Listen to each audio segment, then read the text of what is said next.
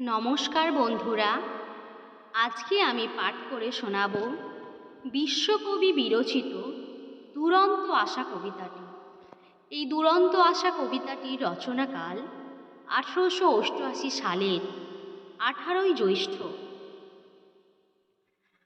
মর্মে যবে মত্ত আশা সর্প সমফোষে, অদৃষ্টের বন্ধনেতে দাপিয়া বৃথা রোষে, তখনও ভালো মানুষ সেজে বাঁধানো হুকো যত নেমে যে, মলিন তা সজরে ভেজে খেলিতে হবে কোষে।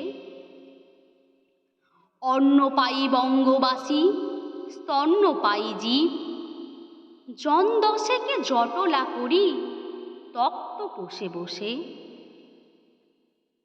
ভদ্র মোরা শান্ত বড় পোষমানা এ প্রাণ, পোতামাটা যাবার নিচে শান্তিতে শয়ান। দেখা হলেই মিষ্ট অতি, মুখের ভাব শিষ্ট অতি, অলস দেহ ক্লিষ্ট গতি, গৃহের প্রতি টান।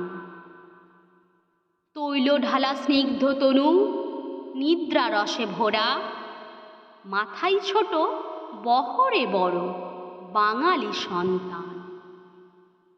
ইহার চেয়ে হতেম যদি আরব বেদুইন, চরণতলে বিশাল মরু দিগন্তে বিলীন।